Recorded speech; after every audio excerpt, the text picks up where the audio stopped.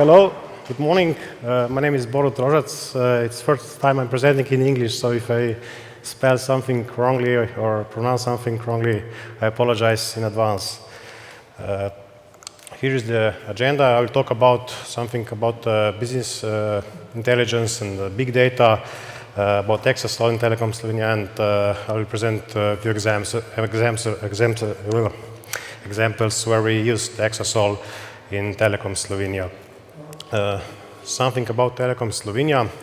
We are the most comprehensive communication service provider in Slovenia. We are still holding the, we still have the largest market share, but we have to keep it. We have to work very hard for that. We are present in Southeastern European region, basically all the ex-Yugoslavia republics. We are one of the first in Europe who were providing, actually in the world actually, we were providing 1 gigabit internet access for the home users. I think 15 years ago it was quite unimaginable, but now it's like common sense. We are participating actively in research for 5G mobile networks. These are mobile networks which will enable better services for IoT. Among other stuff, we are also involved in finance, energy, insurances, smart home, e-health, and big data. I think we heard yesterday many times about traditional business intelligence. It's more like reporting for companies. Data sources are usually coming from databases. IT departments are preparing views, and accountants, finances, marketing, they're just building reports from that. Usually reports are left, interpretation of reports are left to the final users. Data sources are mostly unified. There's no complex data sources from different sources like IoT, like location data. Usually there are only tables which are very well documented. And final users usually don't like to write SQL queries. It's usually done by IT guys, at least in our company, but I guess in many other companies the same story. And usually only reports, charts, and dashboards are final product of business intelligence. Other stuff for my company, predictions, this stuff were usually done by partners. With advent of big data, also people in companies are usually they are amused with the possibilities that can be done with big data, particularly with recommender systems, churn prediction, user scoring, credit scoring, customer segmentations. But usually this stuff requires a little bit deeper knowledge about machine learning, artificial intelligence, statistics, and usually this is people who are using business intelligence reports, they don't like to teach, to learn something new. That's why, that's where we, data scientists, came in. Here's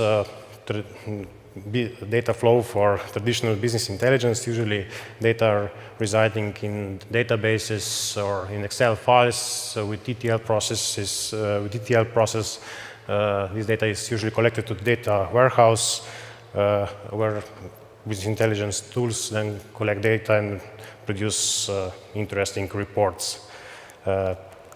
With big data, data sources are much more diverse. They're coming from different sources. For instance, if you take IoT, you have plenty of different sensors, from temperature, moisture, smoke detectors, parking sensors, and all this data usually don't come ready in database.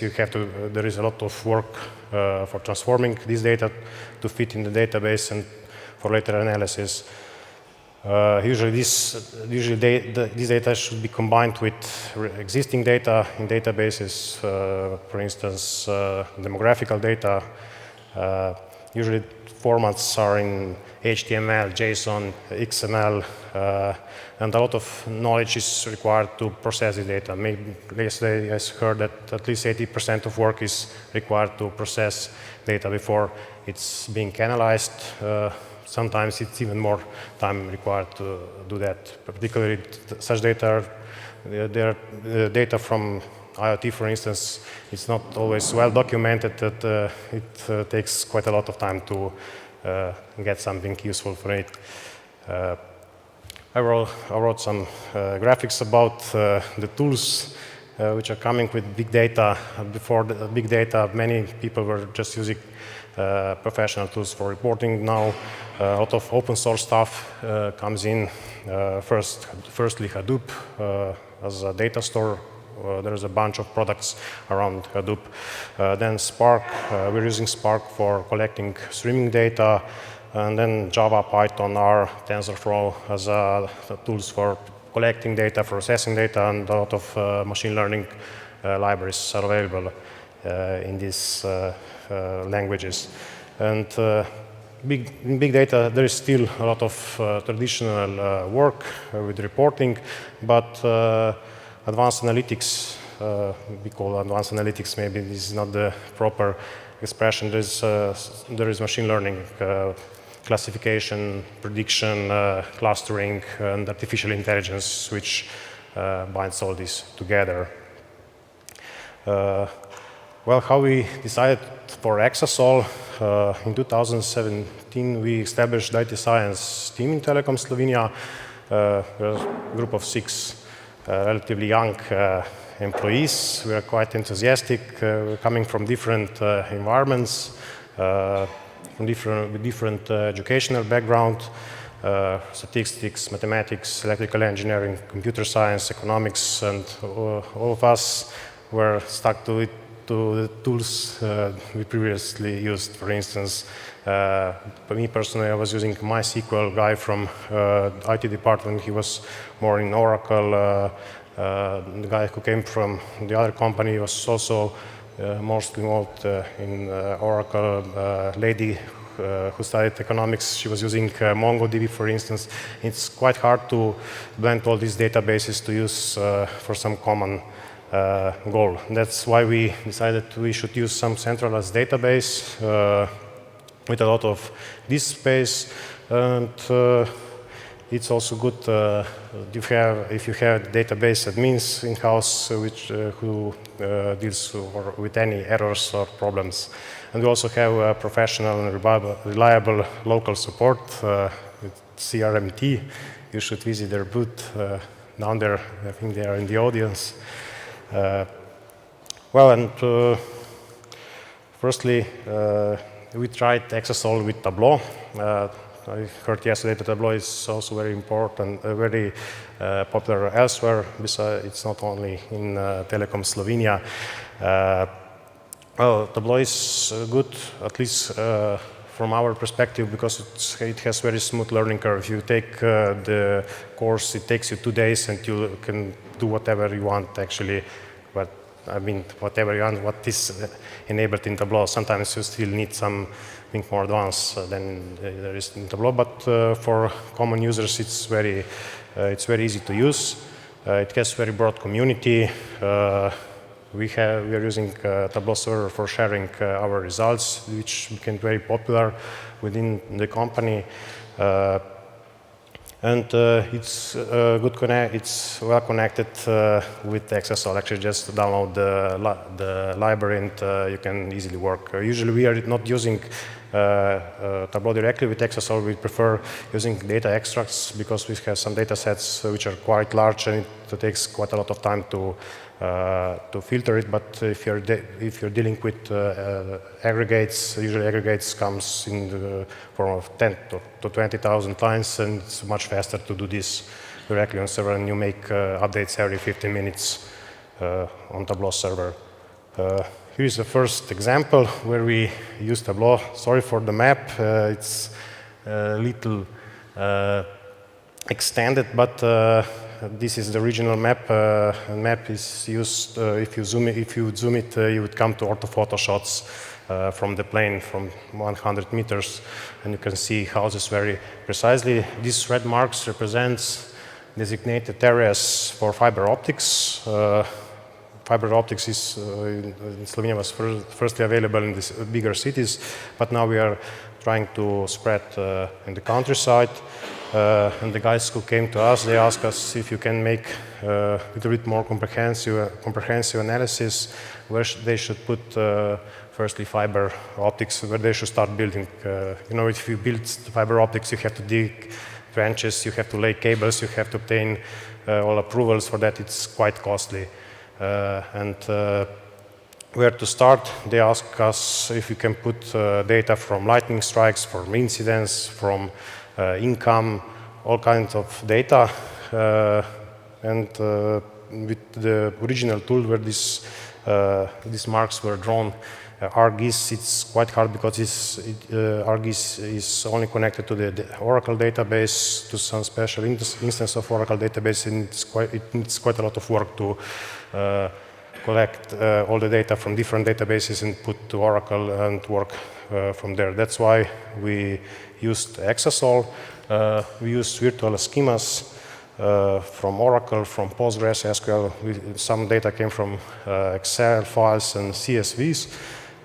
We collect, as I said, data from incidents, from location for lightning strikes, for income, and also we collect the data for coverage of LTE network, because some sales guys thought that they might, you can, instead of building fiber optics, you can use LTE signal, but it's a problem with capacity. Even if you can transfer 200 megabits per second over your mobile phone, this consumes a lot of capacity and other users will not be able to use the service.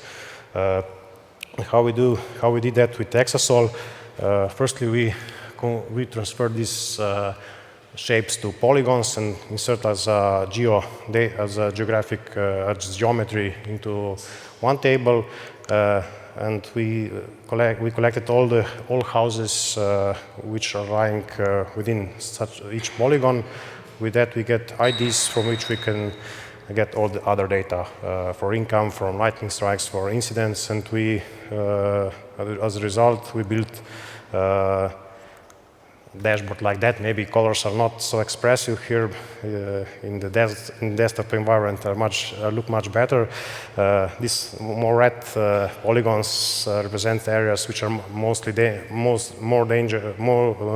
under threat from lightning strike.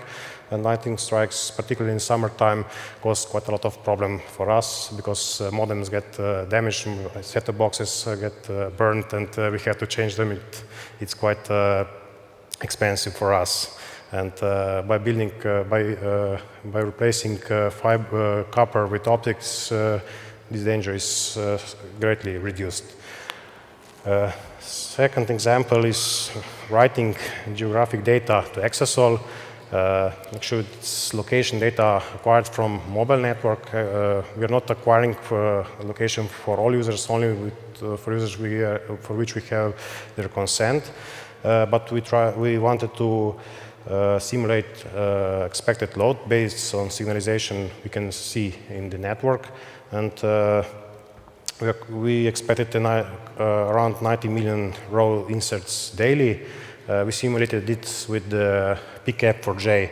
We simulated the raw data where before we wrote it to the database, it was parsed and decoded, but we were writing geographic data in form of shape, not as a points, and we in 15 seconds batches with 20,000 rows in less than 2 seconds, with 2 billion rows already in the table.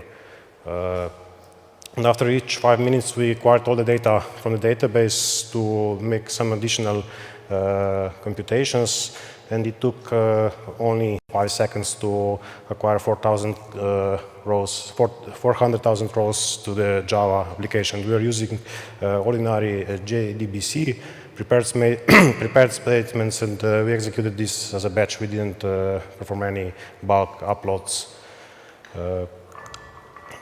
Next example was combining cell power data with altitude data. This is, and the result was an XML file with all for each cell tower. There is data for all surrounding cell towers and altitude. and we had the input data was 25 times 25 meters grid for cell power data, which for all Slovenia it's more than 1 billion rows, and we had 350 million rows of altitude data. The basic idea would be that all the data should be collected to the Exasol and then to perform some inner joins on billions of rows of data, but the cell power data were in the other database and we were not able to download it to the Exasol.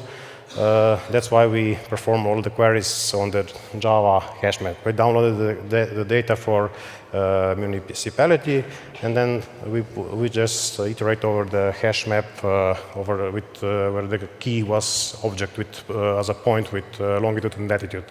We were very lucky because all the data were not using WGS 84 coordinates. This is coordinates for GPS. But we are using in many countries coordinate systems for geodata is coming as a legacy coordinate system, and data were not in form of longitude, latitude, as you can see in the GPS, but with nice integers, and they were perfectly aligned. And we were able to query each one record from the hash map in less than 1 millisecond. In 1 millisecond, and if we do this on Exasol, it would take at least 100 milliseconds. So we were at least 100 times faster with hash map. Next example is inventory management project. It's a pilot project where we were trying to predict sales for smartphones for each of our stores.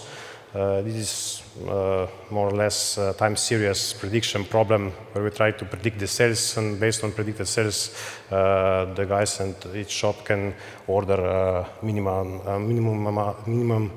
amount of stock, and it keeps stock at minimum point as much as possible. If the stocks are quite high and they can sell the stuff, they have to sell it under lower prices. That's the main reason why we are doing that for them. At the beginning, we were doing everything in R from Excel files. Because we have some proprietary CRM system or ERP system which we cannot seamlessly download data to the Exasol. So we're using R for modeling and also for ETL. But from two weeks from now, we're doing all the data is firstly transferred to the Exasol, and we're dealing with about million times millions rows, and all the joining and this stuff which was previously done in R with dplyr library. Now it runs on Exasol, which is much faster. In dplyr it takes this 15 seconds if you are filtering a table with 1 million rows. If you put a list of data in the filter. Now with Exasol we are doing this in less than a second, and results are reported in Tableau. And the last example is how we are using Exasol with Hibernate.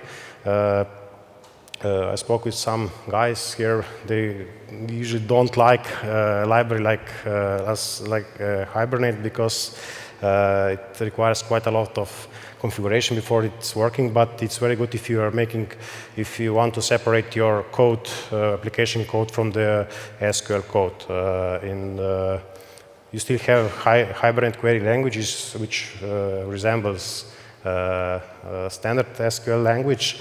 It's not fitted for analytics because it's not very optimized for doing large amounts of data, but it's optimized for doing CRUD operations, create, reload, update, delete operations. And if you, for instance, you're building some data marts on Exasol and you have to constantly change some values, it's much better if you do from some CRM through Hibernate. And unfortunately, it's not officially supported by Exasol, but it works. Geodata is not supported directly, but you can work with string and it works still fine. And it's worth to try it. Because I remember 10 years ago when I first tried to use Hybrid, it was really pain in the ass because I spent almost 2 days to configure it. But when you learn this stuff, it's pretty good. It's also very well documented. Okay, we're almost at the end. So conclusion about Exasol, we have the performance is very impressive compared to other databases. It's running much faster, particularly in aggregate queries. When you're joining multiple tables, it's well connected to the Tableau, to R. Maybe some functionality in deep libraries is not yet supported, but I hope it will be in the future. Yesterday I heard from your developers that they're going to support geoindexes. This is very good because some queries are still slower than in POCs. You're using Oracle syntax. This is good because many our guys were used Oracle before, and they don't have to learn new things. You have integrated machine learning tools, R, Java, Python, and Lua. We haven't used them yet, but we are planning to use them, especially after we have seen what you were presented here.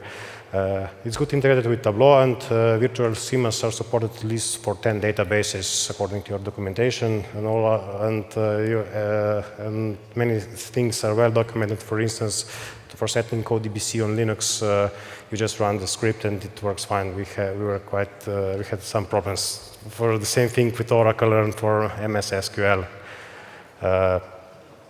And that would be the end of presentation.